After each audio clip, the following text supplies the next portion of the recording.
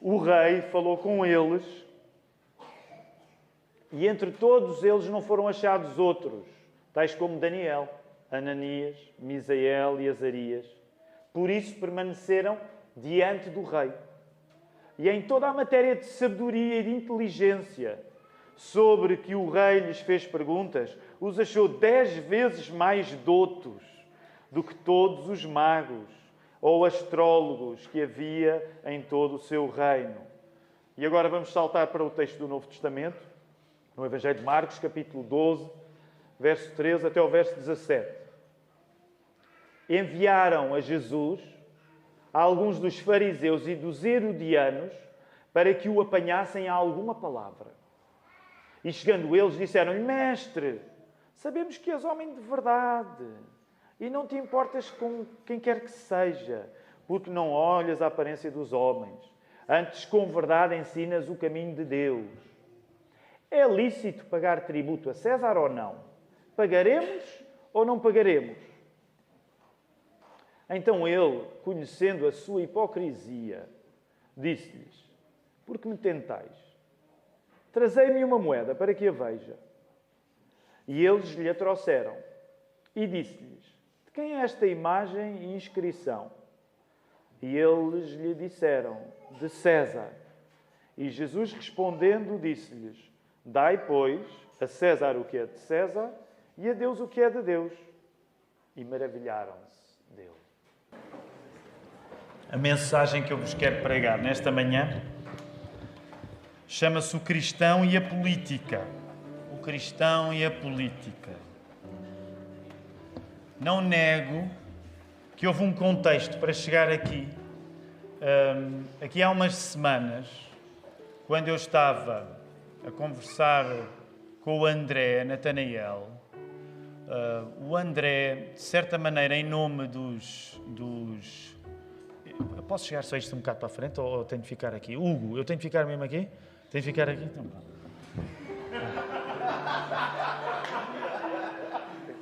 os irmãos estão um pouco longe, é que isto está um bocado mais afastado, mas pronto, eu já volto.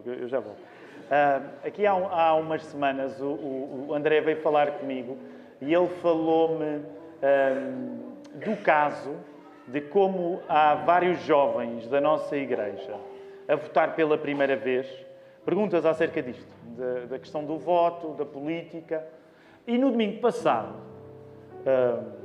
conversava com o Filipe, a partir do exemplo de Daniel, que pelo facto de Daniel ter uma vida marcada pela importância política que adquiriu, talvez valesse a pena nós pegarmos naquela ânsia que os jovens tinham trazido até nós e explorá-la também numa mensagem.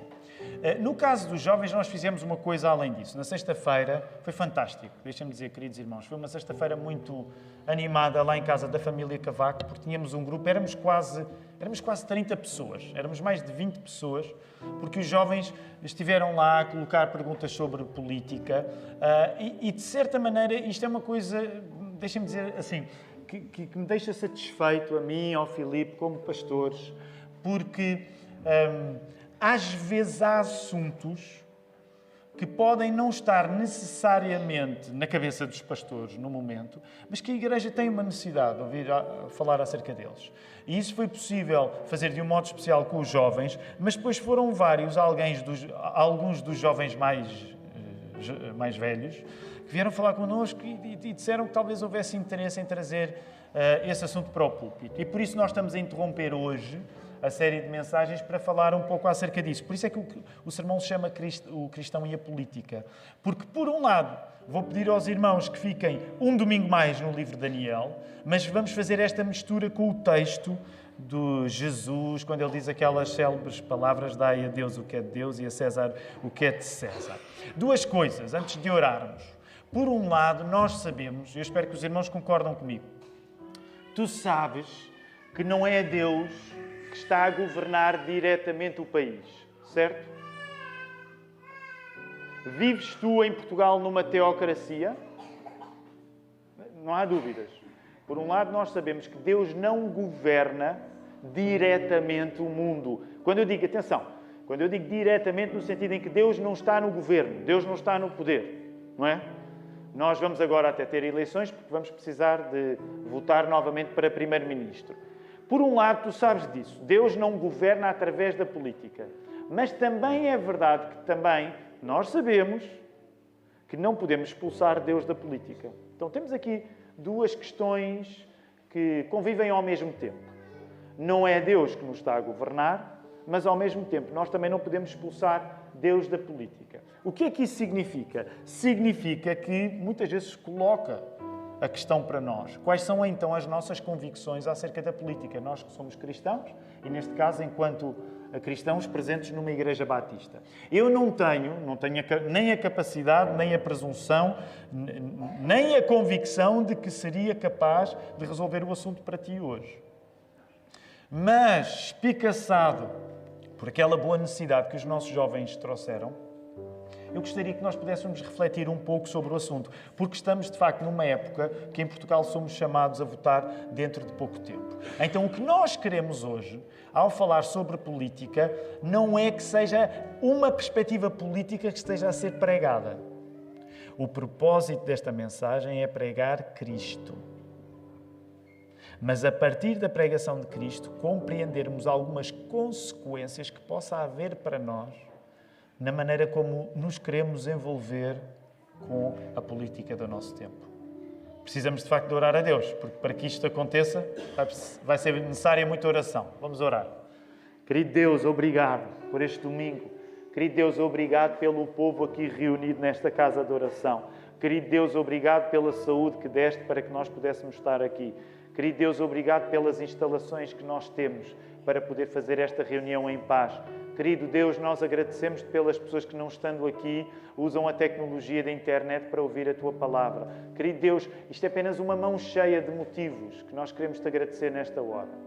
Querido Deus, nós agradecemos-te por vivermos numa democracia, porque já experimentámos outros sistemas e este parece-nos o menos mau. Senhor, por isso nós pedimos que o Teu Espírito Santo nos possa guiar na maneira como nós lidamos com as pessoas que nos governam, Senhor. Que nós possamos dar um bom testemunho. Que nós possamos cumprir aquilo que estava nas palavras de Jesus, quando disse que devíamos dar a César o que é de César e a Deus o que é de Deus. Ajuda-me por isso, Senhor, a pregar a Tua palavra com eficácia, com discernimento, com cuidado, com coragem. E que mesmo que hoje haja esta perspectiva específica da política na mensagem, que esta seja uma mensagem não acerca da política, mas acerca da confiança que nós temos no nosso Senhor Jesus. Porque é no nome de Jesus que nós oramos. A igreja pode responder? Amém, amém. Vamos voltar à palavra, queridos irmãos, porque são várias as coisas e não nos podemos atrasar. Hoje, o pastor Filipe, a semana passada, disse, e passo a citar, quando falava no profeta Daniel, que os cidadãos mais ilustres do povo conquistado, neste caso o povo que vinha de Jerusalém, quando foi conquistado pela Babilónia, os cidadãos mais ilustres do povo conquistado seriam trazidos para a corte real da Babilónia e formados na cultura babilónica para mais tarde servirem nas mais altas instâncias governamentais. Uma coisa muito interessante que nós podemos compreender aqui no livro de Daniel, e não é o único livro da Bíblia em que isso acontece. Porque, por exemplo, tu também vês a mesma coisa acontecer no livro de Ester, já depois do período da Babilónia, no período persa, do mesmo império. Uma das coisas que tu podes compreender, a partir do exemplo de Daniel, é que nós cristãos, vê bem isto, podemos, nas circunstâncias mais adversas para nós, Daniel estava numa circunstância adversa, certo? Daniel não emigrou para a Babilónia, como o Filipe explicou. Daniel foi levado cativo. Os judeus não queriam ir para a Babilónia. Os judeus foram conquistados pela Babilónia. Os judeus não emigraram. Os judeus foram levados cativos para a Babilónia. Então isto significa que Daniel está numa circunstância adversa, certo? Quantos de nós é que já tivemos de ir para outro país obrigados? Não sei se existe uma pessoa. E somos um bom grupo aqui. Portanto, repara, o que tu aprendes com o exemplo de Daniel, ele que fazia parte dos mais inteligentes dos judeus, é que até nas circunstâncias mais adversas para ele estava num lugar contra a sua própria vontade, ele acabou por ser útil para o lugar onde estava. Então, essa frase vai aparecer aí agora. Nós cristãos podemos, nas circunstâncias mais adversas, usar os dons que Deus nos deu para a política até dos lugares que nos são adversos. Encontras aí a frase. Daniel mostra que, estando ele numa circunstância que não desejou para si, porque ele não quis ir para a Babilónia, ele viu-se cativo na Babilónia, mas ele acabou por ter dons que foram usados para melhorar a política da Babilónia. Portanto, uma das coisas que eu te quero dizer, agora que estamos a pensar em política, é que um cristão pode ser usado para melhorar a política de um lugar onde nem sequer ele queria estar. Percebes o que isto quer dizer? Deus pode usar os dons que te deu para melhorar a circunstância do país onde tu estás. Porque se este princípio se aplica em Daniel, quanto mais a nós, que não estamos num país contra a nossa vontade. Portanto, se Daniel pôde ser útil na realidade política da Babilónia, tu que estás em Portugal, não porque foste obrigado a estar aqui, podes ser útil para a política de Portugal. Aliás, este é um ponto interessante que o livro de Daniel marca na sua primeira metade. O Filipe mencionou isto. O livro de Daniel é único. Gosto muito do livro de Daniel. Primeiro são 6 capítulos de grandes histórias. Todas as histórias são fora do comum.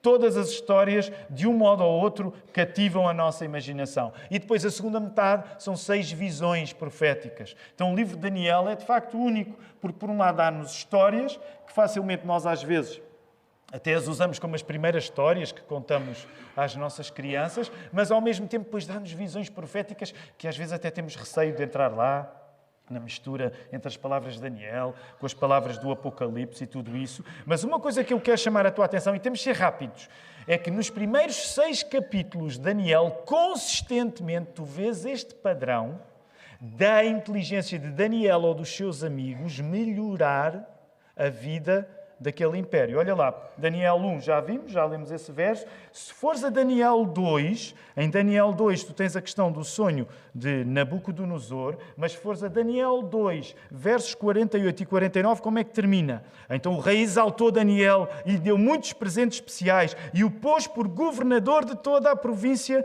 de Babilónia e também o fez chefe principal de todos os sábios da Babilónia. Significa que Daniel, com os dons que Deus lhe deu, foi reconhecido pelo próprio imperador babilónico e que foi admitido a cargos políticos importantes. Olha agora a história da estátua de ouro de Nabucodonosor. O mesmo padrão tu vais encontrar no capítulo 3, versos 29 e 30.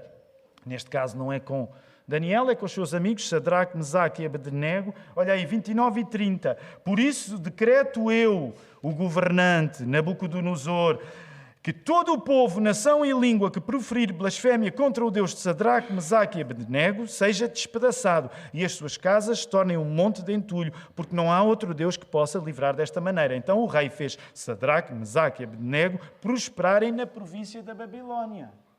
Portanto, a inteligência destes 3 amigos de Daniel não só os livrou, como se tornou uma razão para institucionalmente haver um respeito especial pela fé deles. E eles ganham destaque. Olha lá, rápido, temos de correr. Capítulo 4, outra vez isso. O rei de Nabucodonosor. Eu sei dizer. Nabucodonosor, no capítulo 4, olha aí o verso 37. Como é que termina? Verso 37. Portanto, eu, Nabucodonosor, agora louvo, exalto e glorifico o Rei do céu, porque todas as suas obras são corretas e os seus caminhos justos, e ele pode humilhar aqueles que vivem orgulhosamente. Uma vez mais, pela influência dos dons de Daniel, o Deus de Daniel ganha um destaque naquele contexto pagão. E Daniel, uma vez mais, reafirma o seu crédito, o seu prestígio. Rapidamente, capítulo 5 ainda, quando é o banquete do rei Belsazar. Olha aí o verso 29, como é que isto termina? Então Belsazar deu ordem e vestiram Daniel de púrpura, puseram-lhe um colar de ouro ao pescoço e anunciaram que ele seria o terceiro em autoridade no reino. Olha bem a carreira política de Daniel. Daniel está a dar-se bem.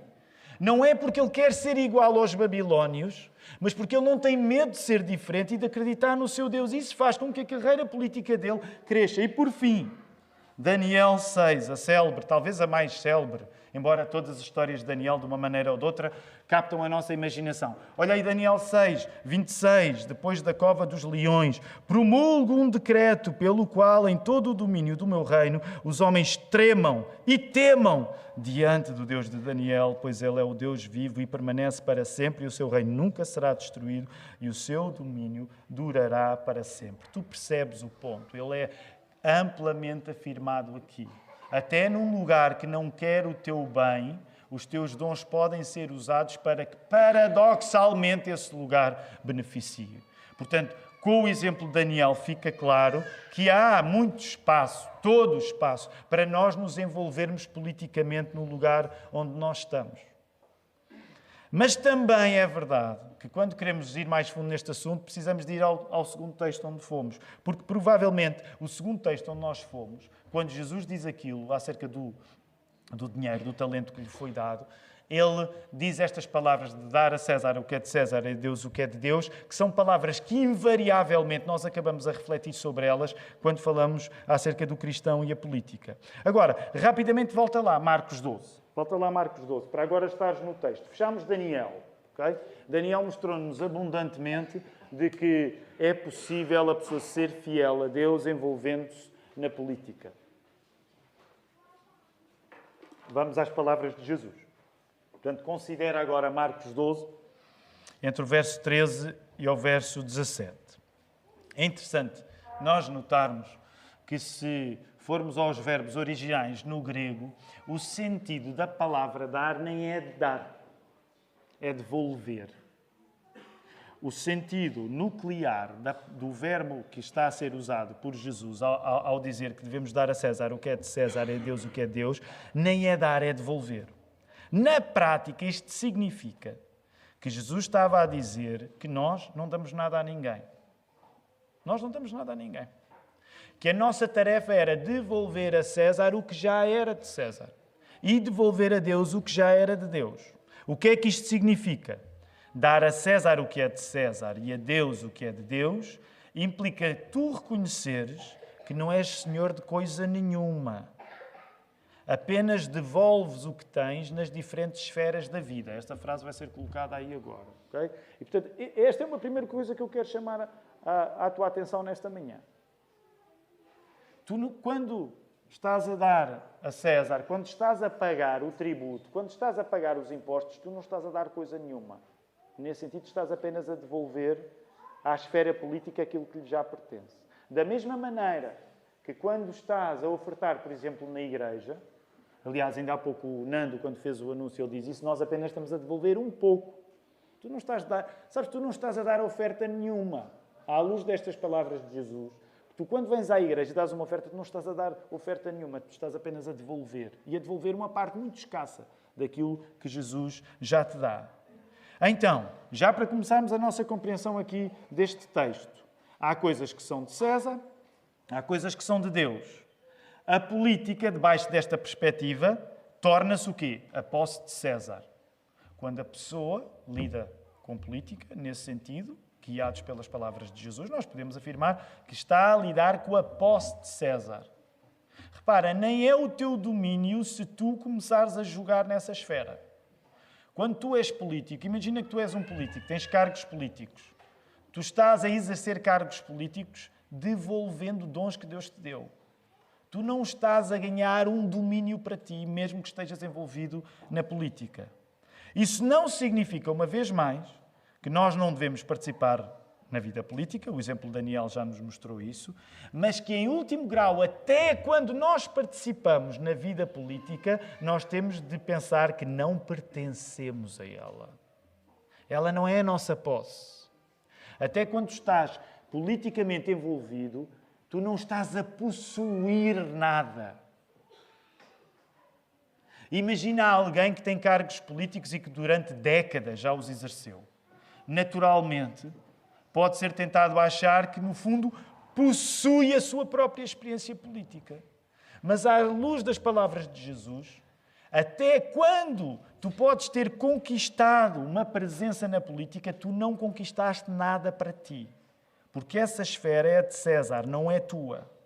Isto significa que nós podemos e devemos envolver-nos na política procurando maior justiça.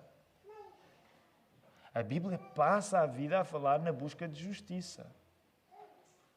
E, portanto, é absolutamente normal e consequente para um cristão se preocupar com a justiça do seu tempo e procurá-la também através de meios políticos.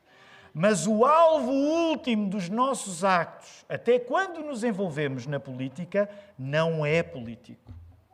Compreendes a ideia? Até quando tu estás envolvido na política, o teu objetivo último não pode ser político. Porquê? Porque a política não te pertence, é de César. Portanto, mesmo quando tu estás envolvido com causas meritórias de busca pela justiça, o teu objetivo último nunca deve ser a política.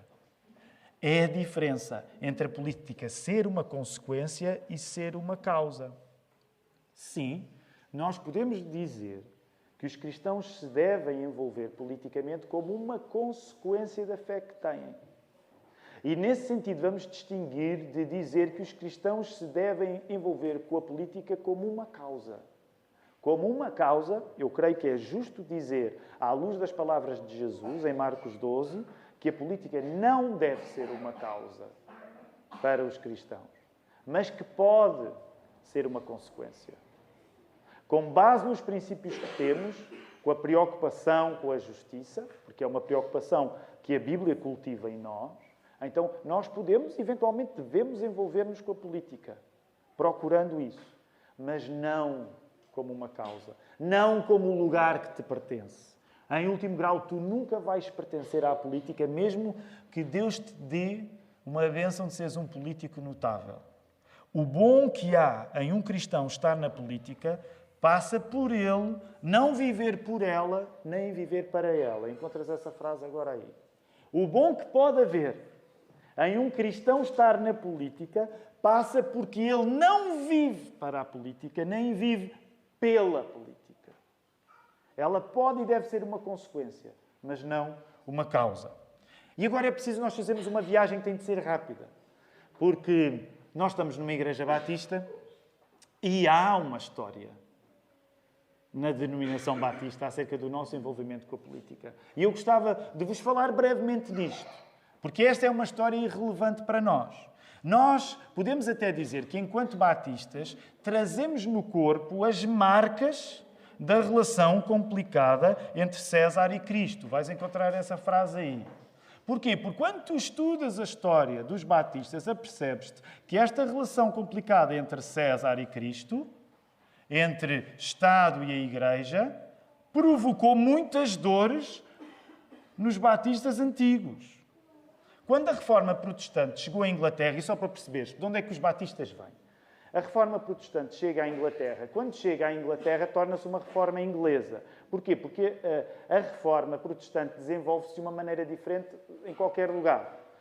Tu, por exemplo, sabes isso porque notas que a Reforma Protestante na Alemanha, quando se desenvolve a partir de Lutero, desenvolve-se para o crescimento, para o início, para o crescimento daquilo que foi chamada a Igreja Luterana. Julgas que Lutero queria o seu nome numa igreja? Não queria. Mas foi nesse sentido que a reforma aconteceu. Então tu sabes que o luteranismo nasce na Alemanha e se espalha a alguns países, mas, por exemplo, se fores à Suíça, percebes que a reforma protestante cresceu lá, mas muitas vezes é chamado ao ramo suíço o ramo reformado. Porque as igrejas muitas vezes adotaram o termo reformado para si e significa que o protestantismo na Alemanha não foi igual ao protestantismo na Suíça. Quando a reforma chega à Inglaterra, também é uma reforma diferente. O que é que a reforma vai provocar em Inglaterra? Rápido, eu sei que é um pouco sala de aulas hoje. O que é que a reforma provocou na Inglaterra? A igreja quê? A igreja anglicana. Então, e o que é que acontece? Estamos a falar final do século XVI, ok? Final do século XVI. O que é que acontece? Estou a abreviar muito, se tu gostas de história, depois convido-te a estudar mais, mas à medida que a reforma protestante se desenvolve na Inglaterra, em grande parte, a preocupação do rei é que a fé que o rei tem seja a fé dos súbditos. E como é que isso se faz politicamente naquele tempo. Então, aparecem chamados Acts of Uniformity, atos de uniformidade, que significava a tentativa de fazer acontecer que a religião do rei era a religião de todos. Qual é um dos problemas? É que muitos dos valores que os protestantes estavam a absorver significava que eles concordavam em muita coisa, mas que também discordavam. Tu sabes, quando há dois protestantes juntos, há pelo menos 3 opiniões. E não é um problema de esquizofrenia, é mesmo porque os protestantes são complicados. Portanto, o que é que isto significa? Quando o rei começa a promulgar estas leis, apesar de ele estar a aderir a uma forma de protestantismo, há protestantes que dizem, não. A religião do rei não tem de ser a religião dos súbditos. Quais é que são uns destes protestantes mais radicais? Que começam a ser chamados de não conformistas. Porquê? Porque eles não querem seguir os Acts of Uniformity. Eles não se querem conformar à uniformidade. Quais são uns destes protestantes que começam a aparecer lá em Inglaterra? É fácil, porque é a altura em que nós nos autoelogiamos, não é? Quem é que são os heróis que aparecem, não é? Quem é que são os heróis que aparecem lá? Os batistas, meus queridos. Haja alguma autoestima. Nós aparecemos porque há um grupo de protestantes que não concorda com a imposição da religião do rei ao reino e que, por ser perseguido por causa disto, vai para a Holanda, porque a Holanda era mais liberal nesta altura. Então é na Holanda, crê-se que é na Holanda, em Amsterdão, em 1609, que nasce a primeira igreja com o Batista no nome. Porque era dos ingleses que queriam mais liberdade, liberdade essa que não lhes estava a ser dada na própria Inglaterra. Para abreviar muito, o que é que acontece? Depois estes ingleses voltam para a Inglaterra e o movimento batista, que tinha ganho nome lá na Holanda, começa a crescer na própria Inglaterra. Os batistas não são os únicos não conformistas, ok? Mas são, de certa maneira, um dos ramos dos não conformistas que mais se destacaram. Então, depois disto acontecer, eles voltam para a Inglaterra, mas voltam a aparecer em Inglaterra mais Acts of Uniformity. Por exemplo, diz aí um herói batista que tu conheças, assim, o antigo. Qual é o herói batista mais antigo que tu conheces? Agora é que se vai ver quem é que é batista a sério e de quem não é. Hã? O Filipe não pode responder. Tu não respondeste, pois não? Não, mas não podes. Batistas e heróis. Heróis batistas, antigos. Spurgeon, ainda mais antigo que Spurgeon, porque Spurgeon é século XIX. Bunyan, já chegámos ao nome. John Bunyan é conhecido por quê?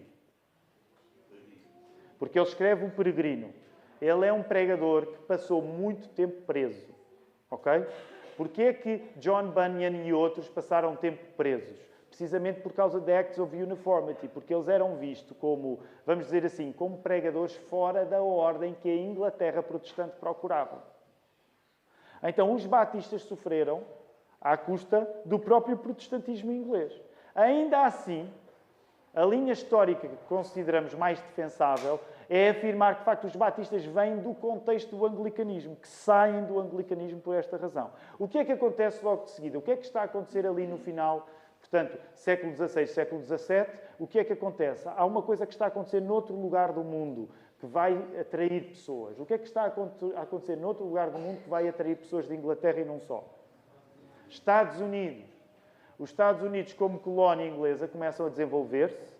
Sabem que acontece nos Estados Unidos uma coisa extraordinária, que é a Revolução Norte-Americana. A Revolução Norte-Americana é muito curiosa porque inspira-se na Revolução Francesa, mas com princípios protestantes. É por isso que os Estados Unidos é um país tão fora, tão incrível, tão difícil de compreender e tão fascinante também.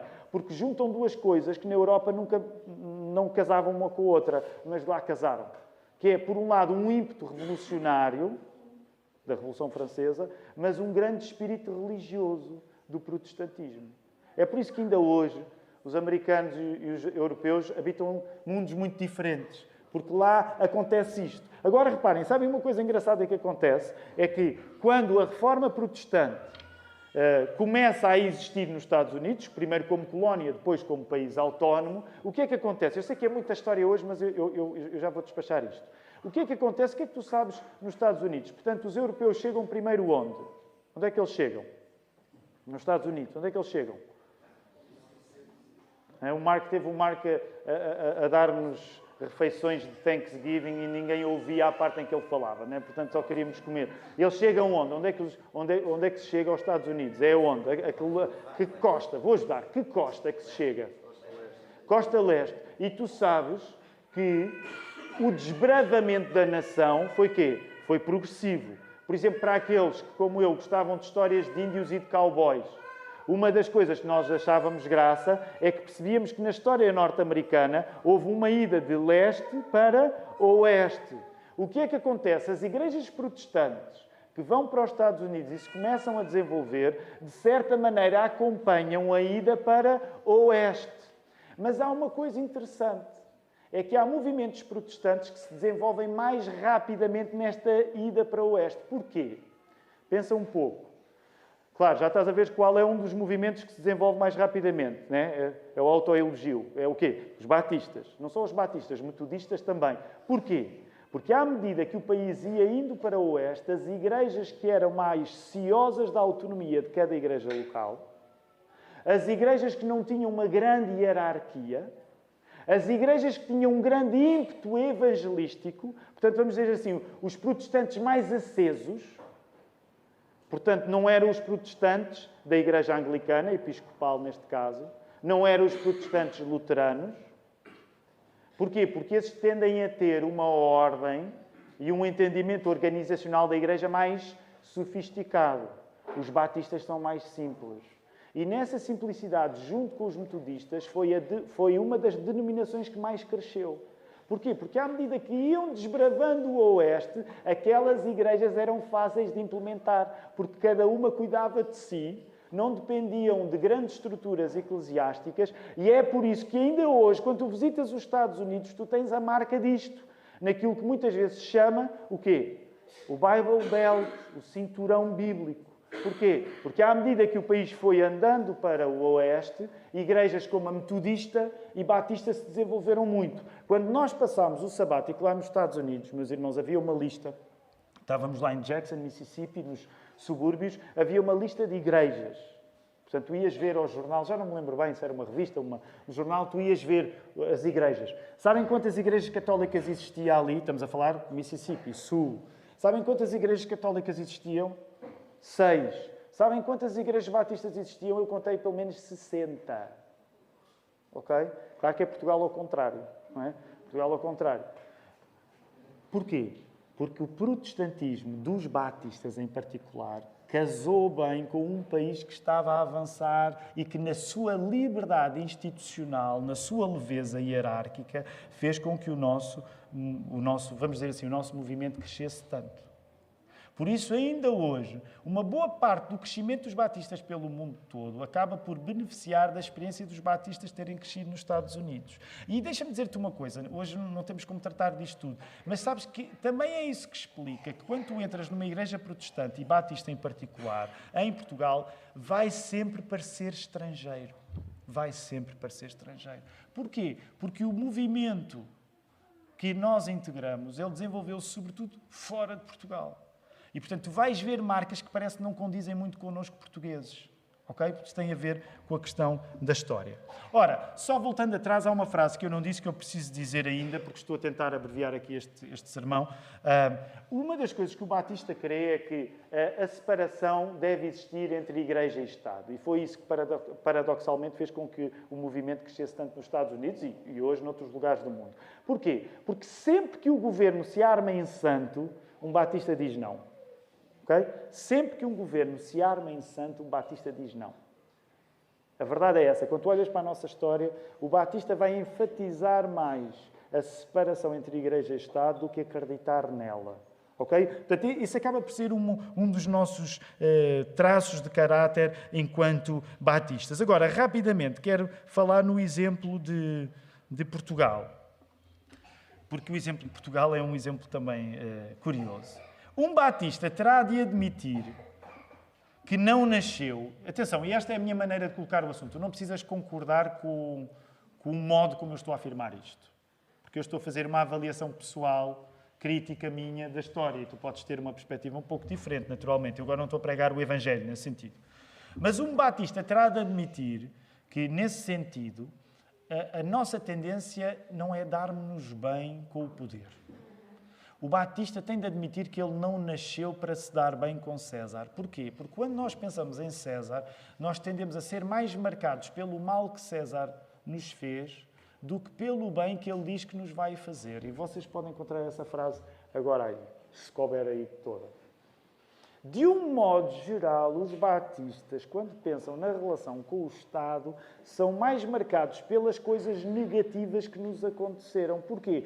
Porque o nosso movimento nasceu da pouca liberdade política que nos estavam a dar. E agora eu gostava que vocês pensassem sobre isso. Eu não quero ser muito provocador nesta manhã. Mas se tu és um batista que começa a acreditar muito em políticos, alguma coisa está errada contigo. E vou dizer isto. Estou na Lapa. A igreja não é minha, mas eu quero dizer isto com cuidado, porque, sobretudo, hoje nós somos muito marcados pela influência, por causa da internet estarmos sempre ligados, e somos muito marcados pela influência de países como os Estados Unidos e o Brasil. E o Brasil hoje é especial para nós, porque uma grande parte da congregação da Lapa é brasileira. Mas uma coisa que eu gostava de dizer, especialmente aos irmãos que vêm dos Estados Unidos e do Brasil, é isto.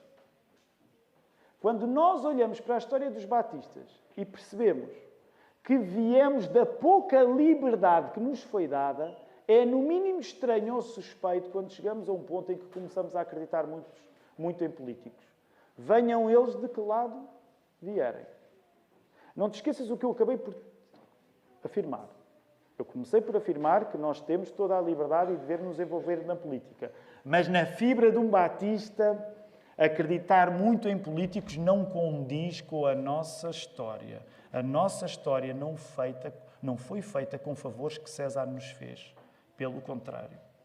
Ironicamente, é também este escrúpulo batista, e que não é só batista, de outros irmãos evangélicos de tradição não conformista. Portanto, não me ouças mal. Eu não estou... Aí, o pastor hoje pôs os batistas lá em cima. Aliás, a maior parte das vezes tu me ouves a falar de batistas é para dizer mal. Hoje, de vez em quando, convém dizer alguma coisa boa.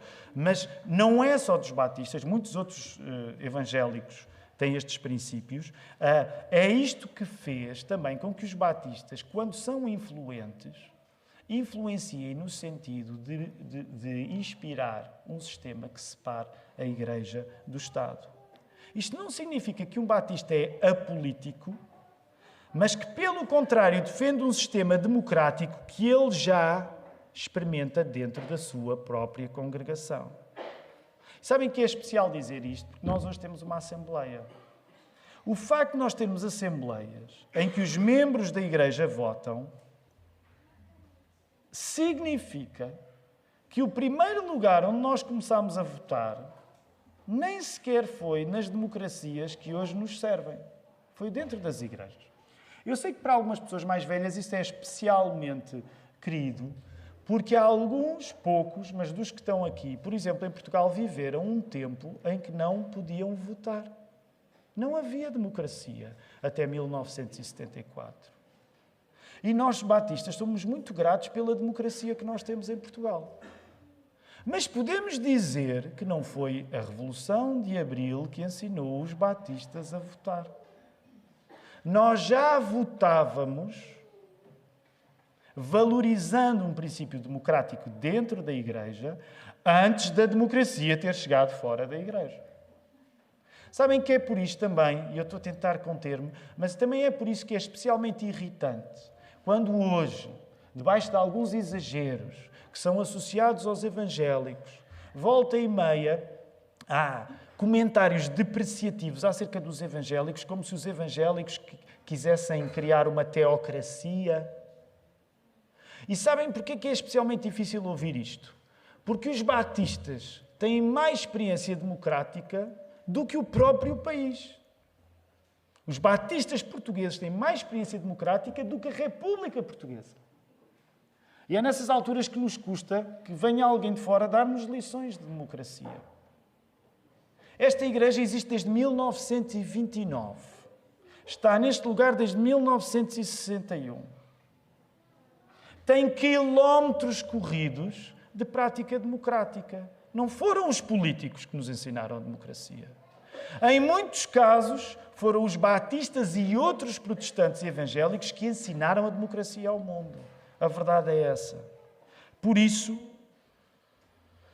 aquilo que depois cada um vai votar, e quero terminar, aquilo que cada um depois vai votar é sempre, meus queridos irmãos, uma questão de consciência. Precisamente por nós defendermos a separação da Igreja e do Estado. Deixem-me dizer isto claramente, porque foi uma das coisas que quis dizer aos jovens que estavam reunidos lá connosco em nossa casa na sexta-feira. Isto não significa... Eu, pessoalmente, eu não acho que qualquer voto é compatível com a fé que temos. Eu, pessoalmente, há partidos onde eu nunca quererei votar. Deus me ajude. Nunca quererei votar. Mas esse é o uso da minha consciência. Eu, como pastor, não tenho o papel, enquanto pastor batista, pela história que temos, de vos dizer o partido em que vocês devem votar. Isso é da vossa consciência. Claro que nós juntos poderemos falar acerca de... Tiago, mas o que é que te parece mais praticável e recomendável? E debaixo de alguns contextos muito específicos, pode haver graus diferentes de sinceridade. Mas essa é sempre uma responsabilidade de cada crente. Também é por isso que nós não olhamos com bons olhos com a ideia de um pastor que anda a angariar votos para partidos. Deus não nos chamou para isso. Os batistas têm 400 anos de acreditar que uma coisa é o Estado e outra coisa é a Igreja. Enquanto nós lembrarmos que a nossa esperança está em Cristo e não em César, menos nos sentiremos salvos por partidos.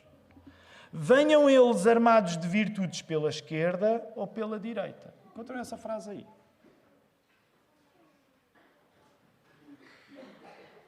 Enquanto tu lembrares que a tua esperança não está em César, o que não significa que tu não procures boas esperanças num sistema político mais justo. Deixei isso claro logo no início. Mas enquanto tu te lembrares que a tua confiança não está em César, mas está em Cristo, menos salvo por partidos tu te vais sentir. E um dos problemas que hoje eu creio estar a tornar-se mais visível é que há muito cristão que diz que é salvo por Jesus, mas no dia a dia ele pratica uma espécie de salvação por políticos. Sejam eles de esquerda, sejam eles de direita. Vamos terminar. Agora é mesmo o último parágrafo. Nando, podes vir. Depois temos ainda um cântico. Volta a olhar para o texto bíblico, porque demos aqui uma grande volta, não é? Como se costuma dizer, demos aqui uma grande volta. Volta a olhar para o texto bíblico. Jesus estava a ser entalado.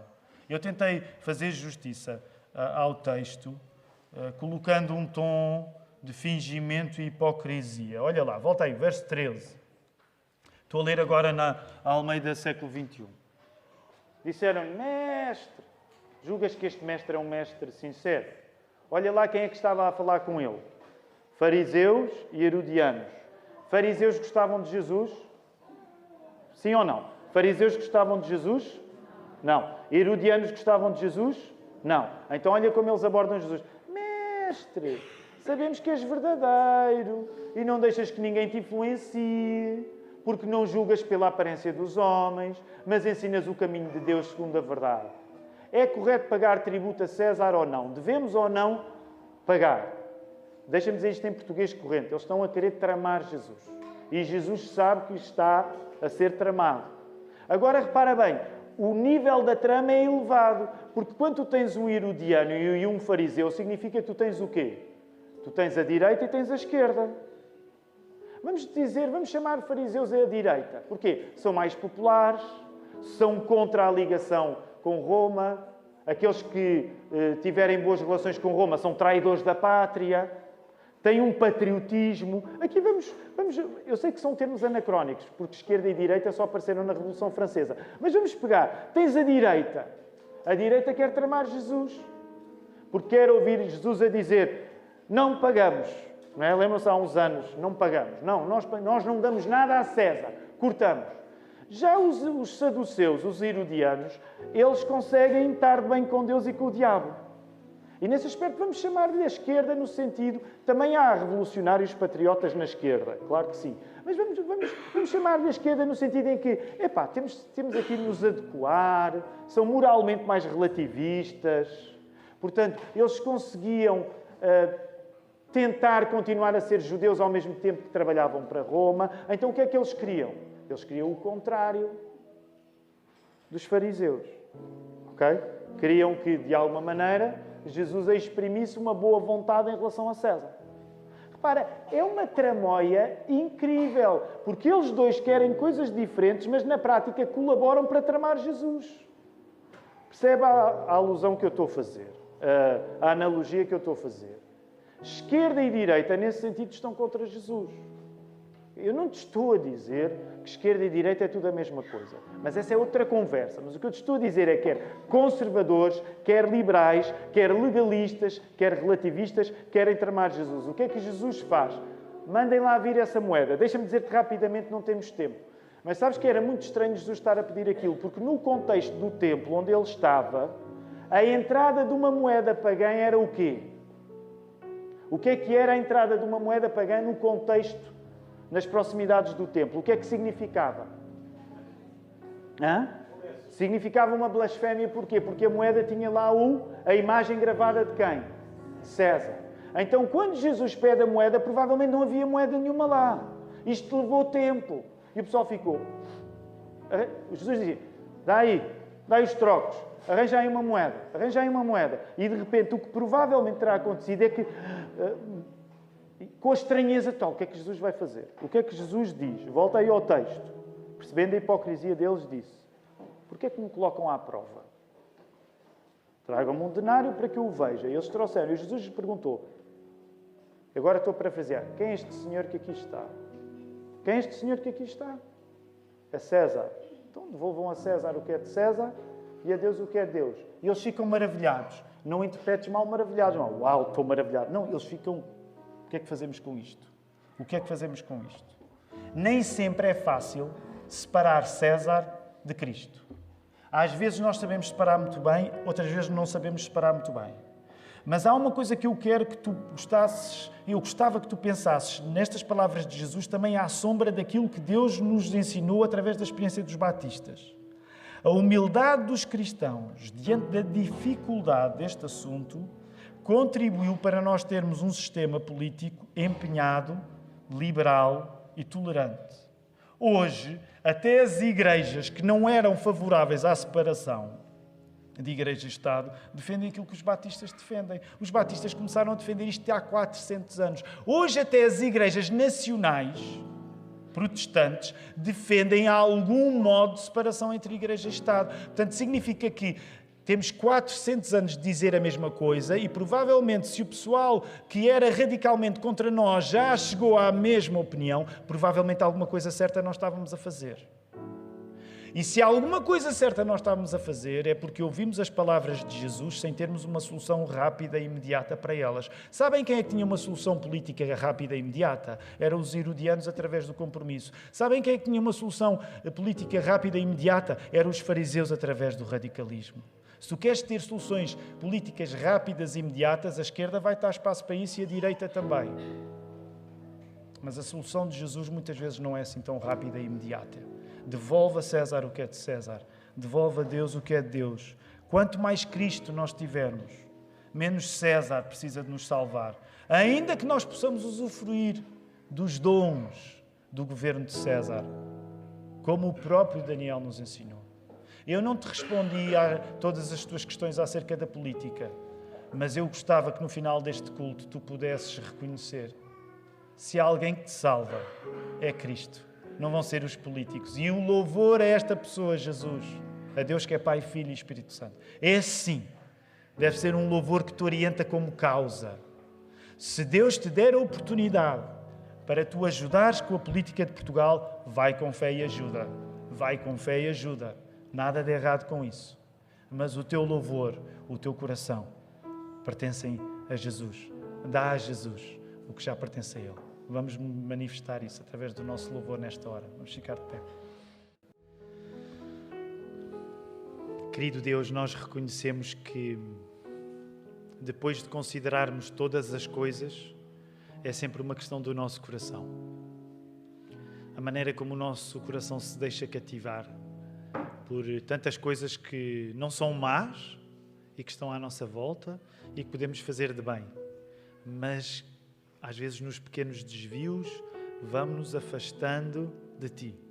Senhor, nós dizemos isto pensando nestas questões que são boas. Cuidar das pessoas, o envolvimento político, procurar um sistema justo.